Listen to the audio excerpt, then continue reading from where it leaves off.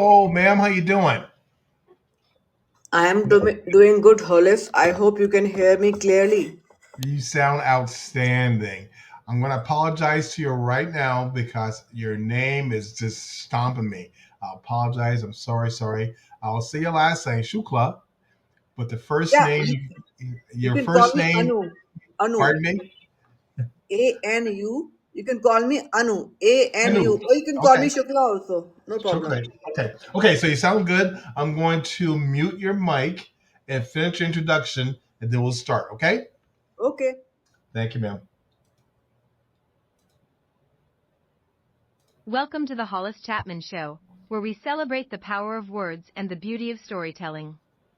Join us every week. We have conversations with authors and small business owners. We have exciting lineup of guests who will take us on a literary journey like no other.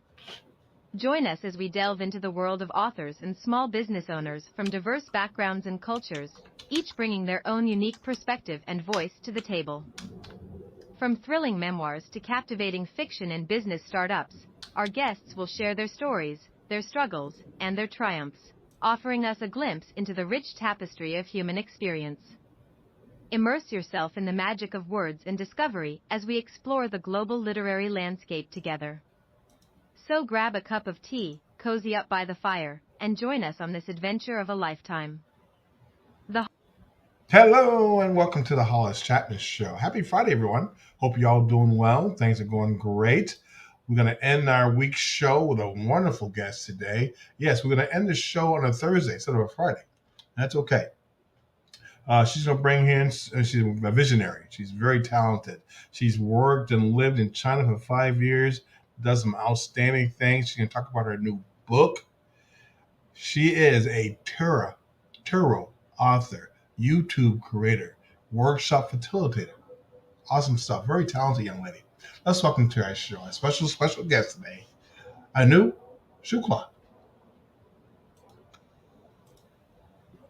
Hello, ma'am. Hello. Hello, Hollis. Good to be here. Oh, great. Thank you for having me. I appreciate you. Please tell us more about yourself. And I want you to pronounce your name so everybody can recognize that wonderful name of yours. I didn't want to screw it up too bad, but it's a beautiful name. Pronounce your name. Tell more about yourself and your new book. Okay, Hollis, my name is Anuradha Shukla. I am an Indian, born and brought up in India.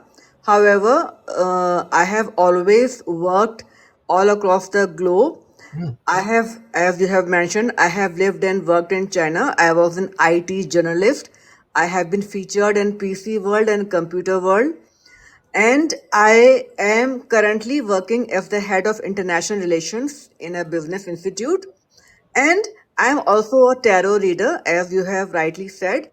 I am currently pursuing my PhD, which is a doctoral work in tarot, and I am doing it on the startup ecosystem in India, here in Bangalore, where I live. It's the heart of Indian entrepreneurs, IT people around me. So I'm interviewing all the IT people and people who start up their own business, and I check how they are using tarot to make crucial decision making, such as where do they invest and while they do business decision making. So this is a small brief about myself.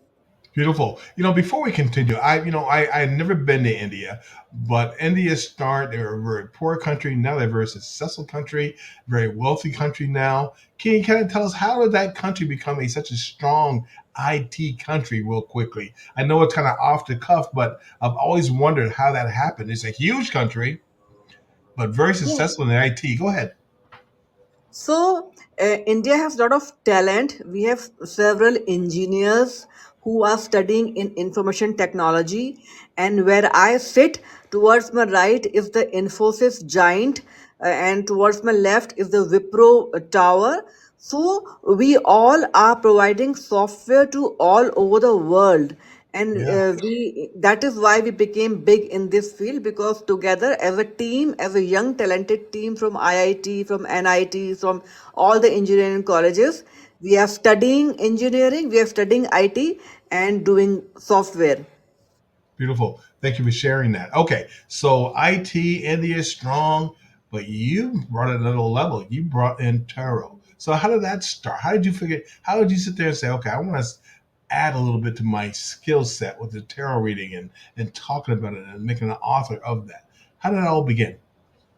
It all began when I was in China. See, I travel a lot and I travel alone. I am a solo woman traveler and mostly I do it for work. So many times I don't have my friends around me, I don't have my well wishers around me, and I have to make my own decisions. Yeah. And sometimes decisions are very personal.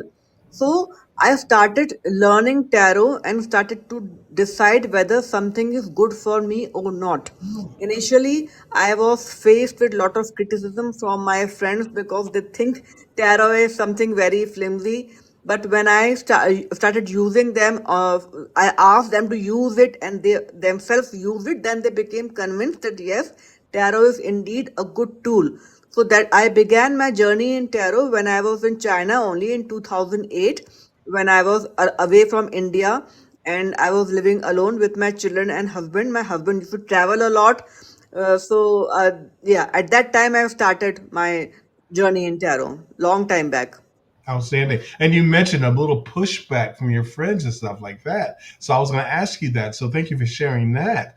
But tarot, the idea of tarot's been around a long time, and it kind of makes sense. You kind of deep in, reach in, and say, okay, how do I make myself feel better? How do I occupy my time when I'm always so alone all the time? So tarot's a good way. How does tarot work a little bit? So kind of explain to us how it works, and how do you bring tarot in your business, in your world? How do you do it? So every day in the morning before I go to work, see, I am a science student and currently I am working in a business school. So everything is very rational and practical there.